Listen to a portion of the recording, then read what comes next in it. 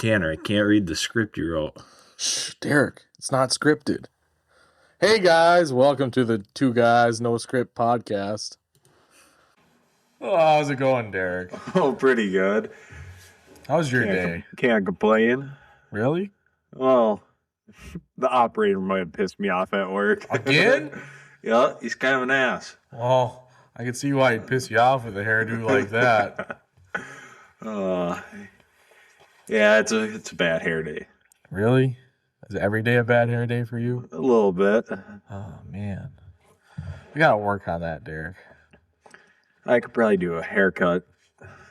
It's warmer weather now, so I don't have to be warm in the winter. I don't know. You're just like a big burly man. I can see why your woman just crawls up on that. You know me now? Yeah, I think so. All right, I think today is going to be a little bit of a heavier episode. There's something we brought up in the introductory episode, and it's something we're going to hit on a little bit harder today. And there's a lot of, I think it's kind of deep. There's a lot of heartfelt things, little dark things, and a lot of funny things too at the same time. I mean, it's a pretty good subject, and it's cool that you're willing to share this. All right, what are we going to talk about today, Derek?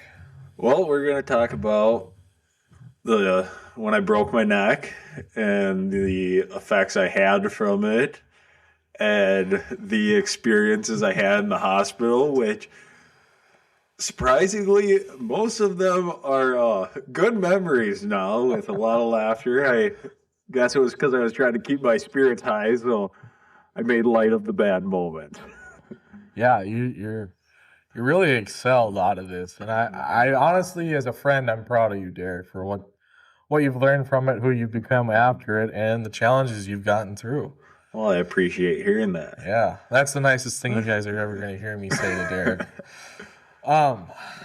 There's actually something that I found, and I'll bring it up later in the episode, but I can't believe I said it to you back when this happened. But we'll get to it later. But I got that in my mind, so be on the lookout for that. So what happened, Derek? So me and some friends were canoeing down the river, and I decided I wanted to go for a swim. I was getting warm, and I thought the water was deeper than it was, and pretty much did like a belly flop into the water, hit my head on, we aren't sure if I hit a log, if I hit bottom, if I hit rock, but I hit my head on something and broke my neck and was paralyzed. And no, I mean, it's common for me to I float down the river, look for crayfish stuff, just whatever, kind of not out of the ordinary for me to just float down the river after I jump in. And so they thought I was doing that. And no, I was paralyzed, couldn't swim. Only my right hand worked. And got my head up above water and started yelling for help. And luckily, someone came down and grabbed me. And his wife called 911. And I believe you were the first one there, actually, for 911. I was the first one to you. I was technically the second one there, but I was the first one that seen it was you. And so a little background behind that. Derek and I are both on the fire department, and we're both first responders. So we're one of the lower medically trained people. And I remember getting there, and I'm like, I seen he was with one of our coworkers, and I'm like, what happened? Because I seen Derek laying in the water, and when they called us out, they didn't give a full description.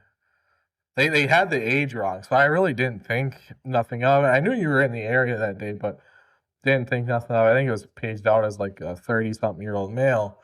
And I got there, and I see Derek laying in the water, and the guy's holding him. I'm like, what happened? And I honestly, like, it was crazy for me because I froze. I'm like, I don't know what to do. Like everything that I knew what to do just went out because, I mean, there's my best friend hurt in the water, and yeah, and eventually it kind of came back, and I still to this day I took my socks and shoes off before I got in the water. Why I did that, I don't know, but I did. So I'm sorry I wasn't in there quicker, but I was the first one from the department in the water, and they had him there, and the first thing I did is I grabbed. So when you're suspecting it, they page it out as a suspected head injury or back or something in the spinal cord, possibly. Just the way they paged it out, tingling legs, can't feel nothing. So the first thing you want to do is you want to immobilize the head and hold C-spine. Well, that's the first thing I did, and I just talked to Derek the whole way through, and yeah, that was interesting. Yeah, it was a very scary moment, and it's slightly blurry. I remember lots of it very clear, but also I think I just kind of blocked a lot of it out. I remember, though, making jokes while I was still in the water, freshly paralyzed. And I can't thank Tanner and the crew enough for what they did. And that was the start of the journey with my broken neck. I think Tanner wants to share an embarrassing part. I'll let him tell it, and then I'll defend myself. So something that can happen when you break your neck, hurt something in your spinal cord, is you can get an erection. Well, there he was chubbed up. The water was cold. The water was cold. I mean, the nickname Little D came about. He's cool with it, so we talk about it. But it just adds to the story of jokes and just the whole. I mean, it's a heavy topic, but the humor behind of some of what has come of this situation.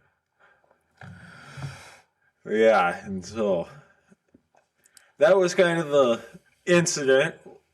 What happened? I got flown by helicopter to the hospital. They landed right on scene.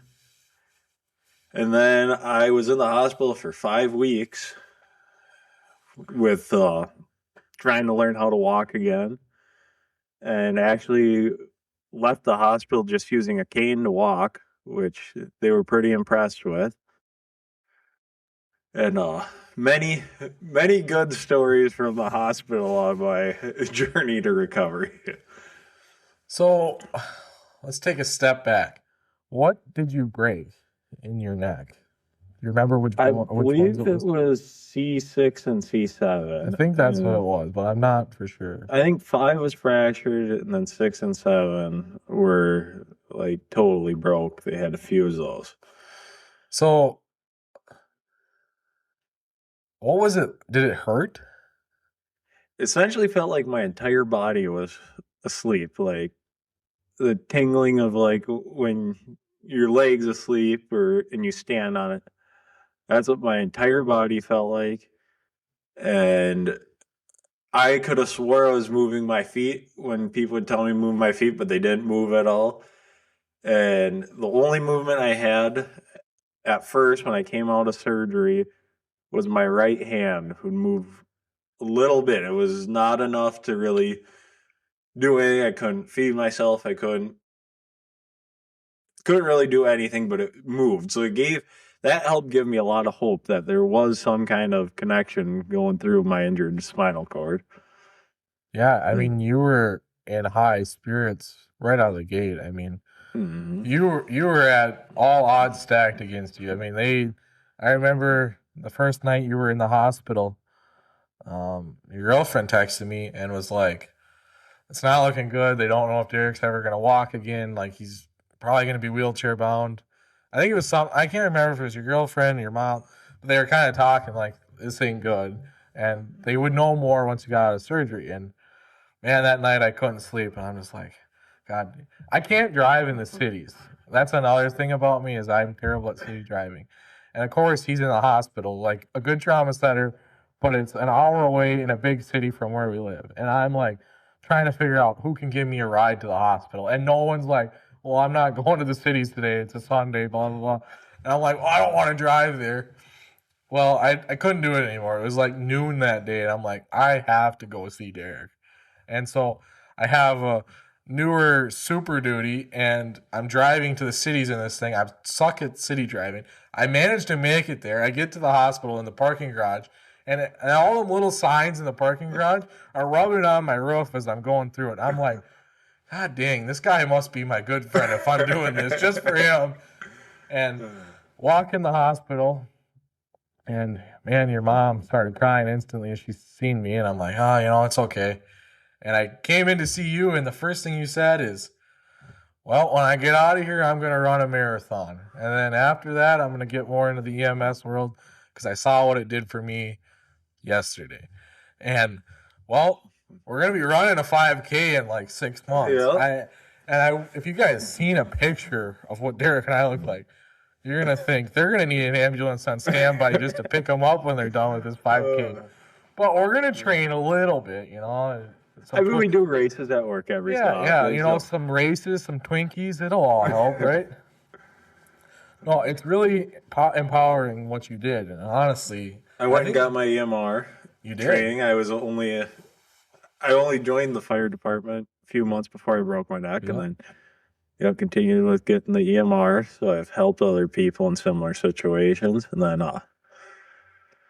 the marathon that might move down to 5K, but the marathon's still the end goal. But marathon. I mean,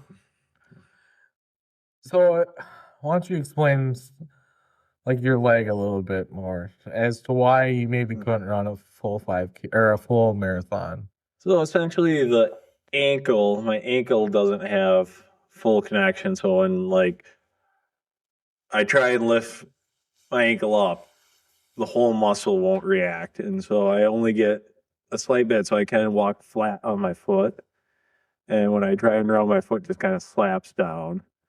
And then there's like a delay in all my leg muscles on my left side. So it's more of a galloping limp than a run is what I do. So it's also hard on joints and stuff. So we'll start with the 5K, see how that goes, see if I can train enough to do a marathon one day.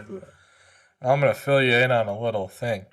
Our running bet is whoever wins out of us two wins the 5K owes the other a steak dinner.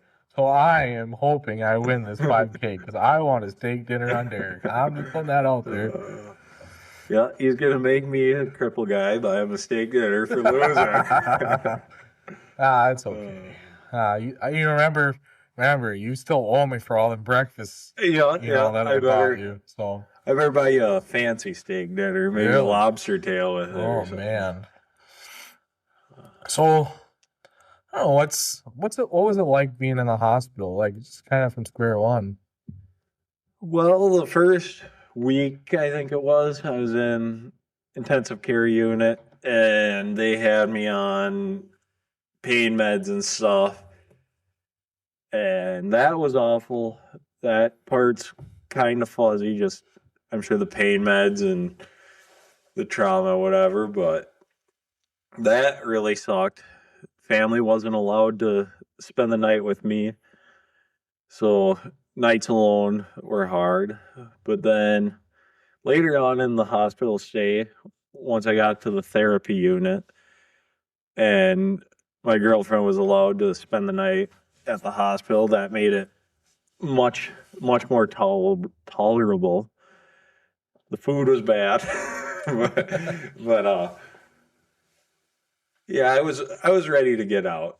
It was not a fun experience, but there was good times there. Right. No. Yeah, it's impressive. I mean, I think a lot of people agreed it was your high spirits to get you back to where you were today. I mean, it's insane. What was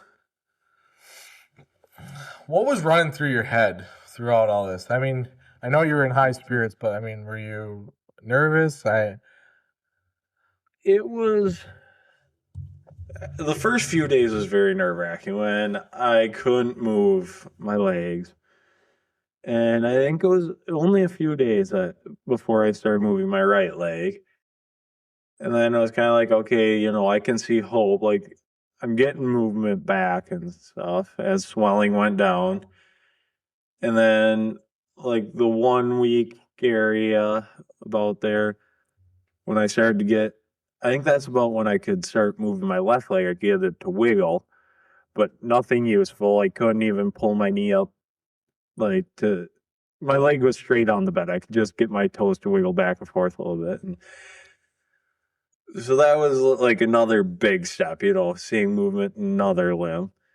And then once they started getting me to stand up and stuff, that's when I was like, okay, that's when I really thought maybe I will run a marathon one day, and just knew I had to work hard. And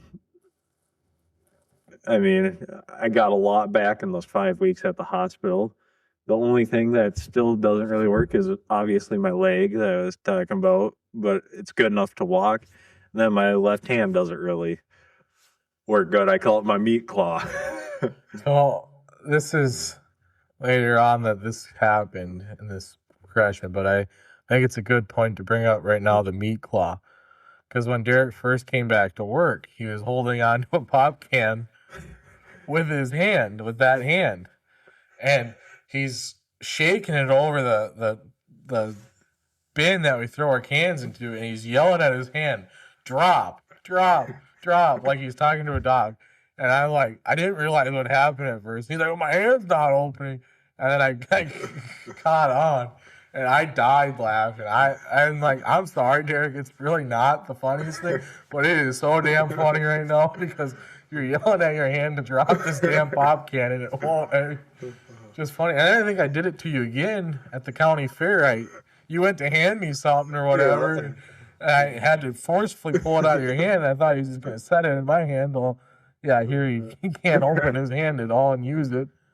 But yeah, it's just little things like that. I mean, like I'll say a million times, it's a heavy subject, but man, there's just when you're friends like that, there's just some funny things that come out of it. Oh yeah, it's a lot of days at work. There will be something funny that happens with the meat claw. Well, not even the meat claw. Sometimes he's not the most balanced individual anymore. So, he missteps and he lands on the ground. I wish that I could upload that picture you sent me the other day. It looked like he shit his pants, but it wasn't. He didn't shit his pants. It was just mud, but it was all on the top of his ass. It's just the way he said that. That was the funniest thing ever. Oh. So, I mean, progressing through your recovery, I mean, did it ever feel like it was completely impossible? No, never felt completely impossible. I mean, there was times of doubt, but let's talk about. Let's give an interesting moment in the hospital. What's something that stands out? At least one. So after I broke my neck, got on the helicopter, I had hour-long helicopter ride to just sit there and think whatever.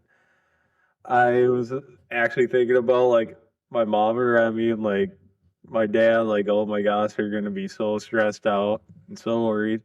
But I was mostly thinking about my mom because forever she's been telling me that I'm the reason she has gray hair. And I'm not the problem child, but let's just say if the cop showed up at the door, I know she'd be thinking about. So, I thought I have to do something to lighten the mood when I first see her because she's going to be devastated. She's just going to be a mess. So I thought about the helicopter, couldn't come up with something. Went into surgery, came out. I knew I had to think of something. And finally, my mom comes walking up, and the second I saw her gray hair, I knew what I had to say. Mom, I think your gray hair is a little more gray today. and so she went from crying to laughing instantly, and it made me feel better. At least I could still do something to make someone happy, even if I couldn't move. But that was something that was pretty powerful about your experience. I mean, not only did you keep yourself in high spirits, but you kept those around you in high spirits. I mean, the whole time it was. Even I came to see you. I'm a bad friend. I only seen him twice in the hospital, but I had to work and make up for him being gone. Yeah. But even the second time I went and seen him, it was just constant laughter. I mean, he was as many jokes as he could think of and different things to make us all laugh. I mean, it was the whole time I was there, so that was cool. And yeah, I think even the doctors knew that my nickname was Little D by the time I left. The one nurse, she came in and called me she said something about big fella or something. That's funny. All these nurses call me big fella except the one that has to do my catheter. What was that like? Oh, not fun. Ever shove a garden hose up your pecker? I have not. And I hope, there's some days I piss like 40 times a day. And some days it's like, man, catheter wouldn't be so bad. But after listening to what it felt like, I think I'm okay. Well, the worst part is, when I was finally done with all the catheters, they told me that they have a catheter that they can put in and just leave in. They don't have to keep pulling it in and out. But they didn't want to do that, I guess. So Why? I guess there's higher chance of infection if they do. Well, I mean, you didn't want to get infection and have your pecker fall out. Yeah. Your old lady wouldn't be very happy. At least we knew from the start that was the one thing that still worked, right? So there's something else. So we talked about the front end, your packer, but what happened to your back end? I heard there was a lot of stuff that entered that you weren't fond of. Suppositories are not my friend. So when you break your neck, it kind of like paralyzes your colon also. So they were filling me with suppositories and laxatives. And let's just say they all caught up at one time. I wasn't on them for very long before. Luckily, I wasn't on them long before my whole digestive system started firing up and working how it was supposed to. But I think I have a pretty good story about when they finally decided that enough was enough for the suppositories. So I think before he says this, I think we got to give Remy a round of applause, a pat on the back, whatever, because what she went through in this instance, she's a hell of a woman that would stick by your side after dealing with that. Because if I was in her shoes, I'd have been like, nope, I'm out. See ya. Yeah, I owe her the world, I'd say that. Well, what happened? So, pretty much to use the bathroom, since I couldn't walk, they'd put me on this chair with a hole in it and then wheel me over the toilet. I'd do my thing. I'd wipe myself as good as I could, and then the nurse would come in and get me cleaned off. So I'm sitting in my bed, I was sitting in my wheelchair because I couldn't sit up in bed. I was sitting in my wheelchair eating lunch, and I was still having issues with not being able to go poop. And I'm like, I have to go poop. And so I'm trying to hold it, but obviously I'm still having like some paralysis and stuff, so I can't hold it that good. So I'm like, yeah, I have poop. So everybody's like, okay, let's get you transferred into bed so you can get your pants off so you can get into your toilet chair so we can wheel you to the toilet. So I'm like, okay. So I get in bed, I get my pants off, and she's starting to get the chair with the hole in it. And I'm like, Remy, will you hurry up? And I'm going as fast as I can. So they're just trying to hold it. I'm like, oh my gosh, I don't want to piss her off. Like, she already yelled at me. But she didn't realize how bad it actually was.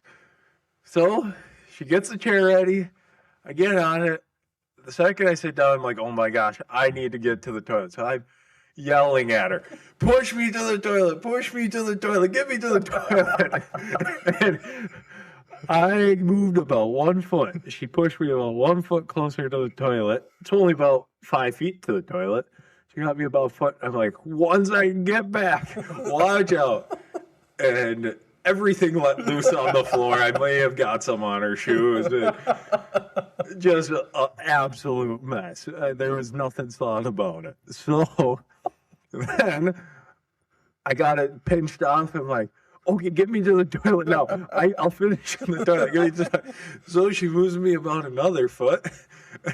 And there I go again. Stand back, get away. So not only did I leave one big splatter, I left two. And that's probably one of our highlights of the hospital that at the time I was disgusted with myself and felt bad for the nurses. But looking back, it's a pretty funny story. And if she can stick with me through that, that's a good sign. I think that Remy is a good woman for doing that. Man, I mean, you splattered the floor with shit. Yeah, and her shoes. And her shoes.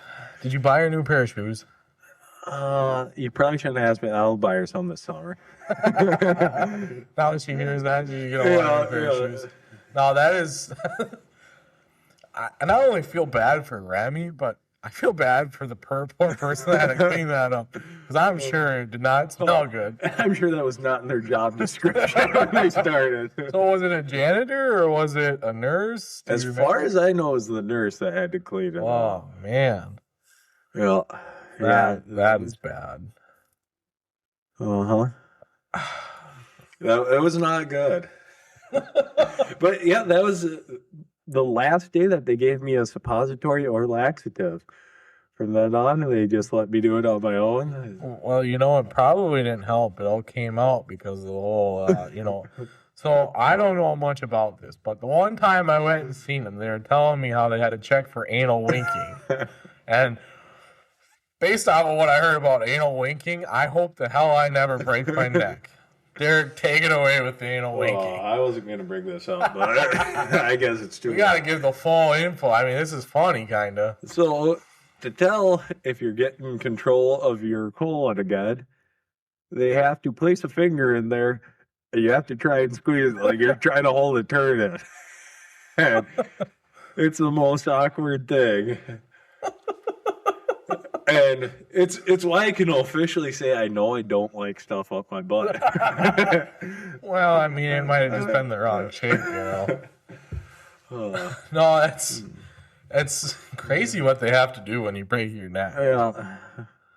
And that's the thing. It's like, you want to be pissed at the doctors, like, why are you shoving your finger up my butt? But I'm sure they don't want to shove their finger up my ass any more than I want them to. The only problem that came about it is Derek always asked me why I was checking for anal winking while I was in the water. Yeah, I still don't know. I'm sorry about that, Derek. I just had to know, You probably just figured you wanted one last go around in case I died. Pretty much, yeah. For all legal purposes, that did not happen. As long as we're friends and you were a consenting adult, right? I mean, just because you broke your neck didn't mean you were in an altered mental state. Yeah. Consenting adults, that's a scary thing with him and I. That is a topic for a different day. I don't know what's happened, but All right, back to the broken neck. Is there anything else that's funny that happened in the hospital? Oh, there is. I mean, we could keep going for on and on. We gotta get some more out of this. Oh, I'm trying to think of some of the highlights. You get any sponge baths by some nurses? No, I'd make Remy give me sponge baths. Yeah, the brown towels. Hospitals, they all have white towels. The nurses, let's just put it this way: the nurses are not good at wiping, because after I'd take a sponge bath and I'd get in my crack, the towels would be brown. That's the one thing Remy keeps reminding me of, is that she would put up with all the brown towels in the hospital, that I can dance with her when we go out, and yeah. Man, you can't ever not do something she asked. I mean, yeah, she has that over my head. I mean, maybe we're pumping her ego now. That's maybe bad to do too, Oh, another fond memory from the hospital was, so I was still in the bed. I wasn't able to get in the wheelchair yet, and they had to have a CT scan. So they have these people that their job is to just get patients, bring them down to CT, X-ray, MRI, that kind of stuff, bring them back to their room. So they come get my bed and go to bring me down for the CT scan, and they go to put me in the elevator. And the bed was too long, so the elevator door starts smashing my bed, opening up. Well, it would only open 2 inches, and then it would try to shut again. So I'm just going back and forth and back and forth, just getting banged around this door with a broken neck. And then they're trying to get me out, and they can't get me out because the bed's wider in one point than the rest, so the door's not opening enough. So I'm like, well, how about you guys leave my bed up, which will make it shorter. So they leave my bed up, door shut, we get down, do the CT, everything goes good, whatever. They go to take me back. And this time they put me in head first, so my feet were by the door. And I told them, like, well, are you going to leave me up? So they leave my bed up, so I fit in the elevator. They push it in, and the door hits my feet. I go up against the wall, and the door almost stops and just slowly closes. I'm like, oh my gosh, I'm going to be stuck in the elevator. This door's not going to open. So we're sitting there waiting, get up to I think it was the 3rd floor or whatever I was on. The door opens, and I'm pushed up against the door still. It slides me over to the other wall. And luckily, the last little bit, it was barely moving, but it opened all the way, and we were free to go with it. But yeah, and I've heard that from a few people that they haven't got new employees for that. It's still the same thing. Oh, But man. I don't know. We were laughing about it. Wasn't too mad about it, but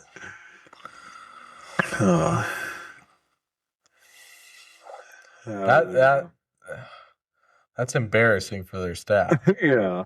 It's a good story, though. It'd be better if your head was hanging off the battery stop and the door is closing on your head. Get that brain damage while you're in there for your broken neck. I mean, you probably already got brain damage. You might as well add to it, right? Yeah, might as well. Okay, let's get something else entertaining. What else happened in the hospital? Oh. I mean, I know there's a bunch of stories. I'm trying to think. When I'm talking with my family that was there all the time, they have story after story.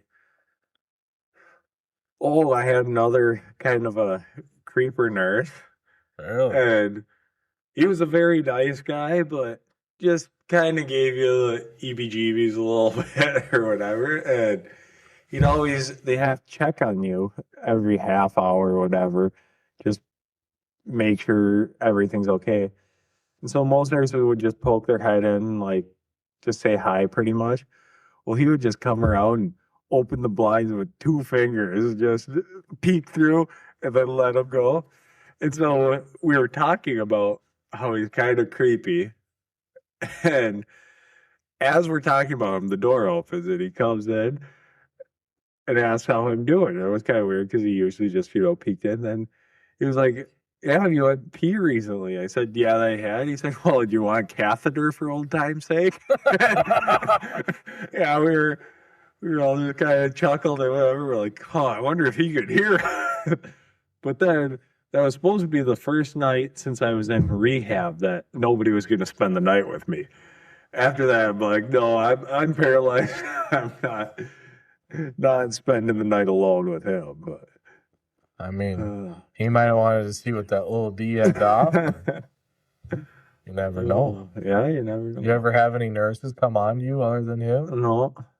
Yeah. No, just Rami. Just Rami. Rami came on to you. Nurse Rami. Nurse Rami, huh? Better not say too much. Her parents might listen.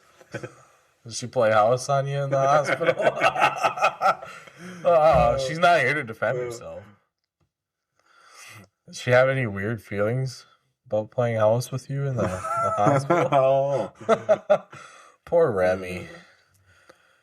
She did all that for you, and then, throw her under the bus like that. Yeah. I mean, props to you.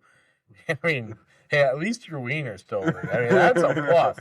If I broke my neck, that's the first thing I'd ask. Can my old lady still get on with you ever? I mean, gotta keep her happy. She's gonna wipe my ass. I think that's the most important thing, actually. I mean, I could push myself around in a wheelchair. Okay, so is there anything else from the hospital? Not specifically that I can think of. I'm sure stuff will come up on later. What was it? Podcast when stuff rings a bell. What was it like getting out of the hospital at Freedom? That was nice. Couldn't do much. I couldn't drive, so I was stuck at home. Me and my dad, we'd go out to eat a lot. Really? Yeah, I got to play retired old guy for a while. Use a can, go out to eat, go to the hospital a couple times a week. At a hospital. You and your stories of going back for therapy, that was entertaining in Yeah. itself. I mean, you would think this hospital system Derek was going to for treatment was a pretty large system. And the amount they jacked you around every week. I mean, he was just pissed. And of course, I'm not calling you a Karen, but you will call him complaining if there's something wrong. And I mean, God, do you think they'd figure it out after a while? As simple as taking my neck brace off. So at 12 weeks, so 3 months, they said that that's when I had to get my neck brace off. So I had to schedule a CT scan to make sure everything was good. So I got my CT scan done, and I was going on a trip like the same week that I was getting my neck brace off. So I was supposed to have a phone visit with my doctor. They never called me. I even waited to leave on my trip. That way I knew I'd have service. Never called me. So the next day, I called them and asked, like, what happened? And, she was busy, never got around to it. So on, it was the entire trip. It was a 4-day trip, I think it was. I had my neck brace on the entire trip. It wasn't until the last day before I was going to head home that they said I could take my neck brace off. And this trip, me and a buddy went out to the Dakotas camping and hunting prairie dogs. So I'm using a cane some and trying to lay down and shoot guns with a neck brace on. And this whole time I would have been fine to take it off, but the doctor never got back to me. Yeah, it was very troublesome, and appointments getting canceled, and that's part of why I quit therapy. Yeah, one day you came to work. Didn't you drive it's an hour drive, and you drove halfway I made there? about 45 minutes, so 15 minutes away, and it was postponed till 3. So I told him, "We'll just do it a different day because I'm gonna go to work the rest of the day." Yeah, that's insane. That was kind of the sad part of your story. Yeah, that I gave up on actual therapy. I think work though does more therapy for me than driving to the cities to do their therapy for an hour and drive back. Saves money, probably. Yeah. What was it like coming back to work? That felt good. It added made me feel normal again. It definitely is a lot harder to do the work I did or was for a while. I mean, I'm getting used to it now again. Yeah, trying to figure out how to do stuff with 1.5 hands essentially. Kind of more like a hand and a hook. I mean, your arm is a hook. But I don't know. And then, we're a public business. So you got this handy-capable guy working out here. And you got people coming in, and Derek's helping them, and they're kind of looking at him funny, what's wrong with this guy? And it's he's handy-capable. He's getting the job done. He's all right, Now, I mean, the worst is I don't want to say games or anything. We have a few people actually that come in that also have handicaps and stuff, and I'm always I hope they don't think I'm making fun of them. I'm just trying to be me. I'm doing my everyday thing. I've got that one funny moment. So this, and Derek might be able to tell us better, but I got at least from my perspective. So I run a piece of equipment, a material handler, and Derek works on the ground. And I had my window open, which is a rarity, the operator life, you got to have the luxury of in-cab only stuff and the climate control. All right, that's the one time you'll hear me say that. But this customer goes, asking why you're limping or something like that. And you tell him you jumped off a dock or whatever. And the guy goes, "See, kids, that's why you don't jump off a dock. You'll end up like him." And I'm like, I can't believe that guy just did that to you. That is it's kind of messed up because he doesn't know who you are or anything. He's just saying that. And it wasn't as simple as that. We were at the back of the trailer, and he asked me. I told him the story, and he's like, "Hey, follow me." So I'm like, I don't know what I got myself into, but whatever. I'll follow him. Like, I'm not gonna question him. And then he leads me to the truck, full of kids. Hey, kids. Yeah, this is why you don't jump on the dog. You end up like him. I was bewildered by that. I guess hopefully those kids know not to do it. Hopefully, that's insane. I don't take offense to stuff like that. It's just funny. It catches you off, off guard. Just whoa. Yeah, you can't believe a guy just said that to you. Like, really, man? I'm like that's kind of personal. I mean, yeah.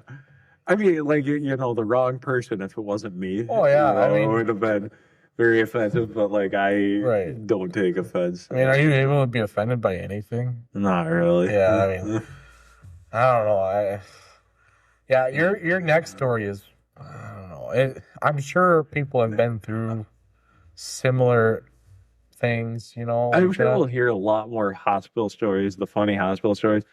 Just I'm kind of was put on the spot and can't think of them, but there's a lot of funny things that have happened with it. Yeah, when Remy comes on the show, we're gonna have to question her what she did to you, because I know, and I think it's too good not to share. Yeah.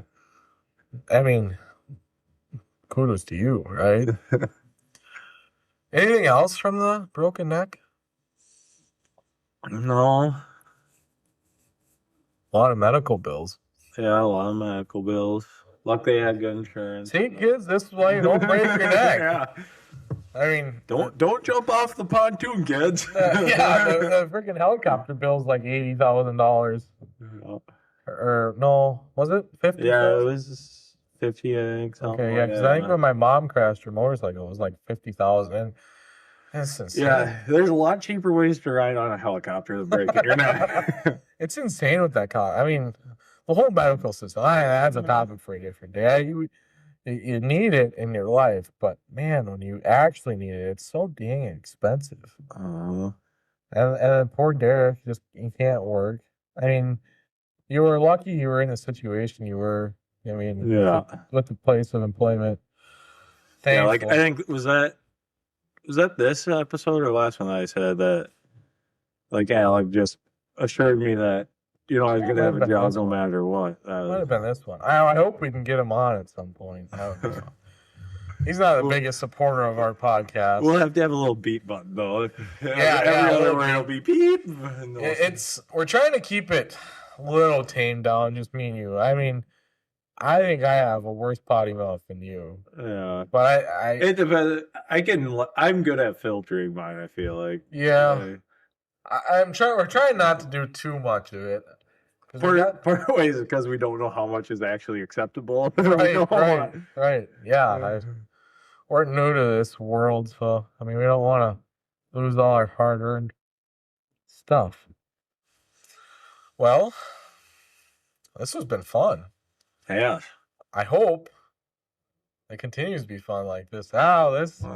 These topics. I mean, I think what our next topic's going to be, and I think that's another slap out of the park topic.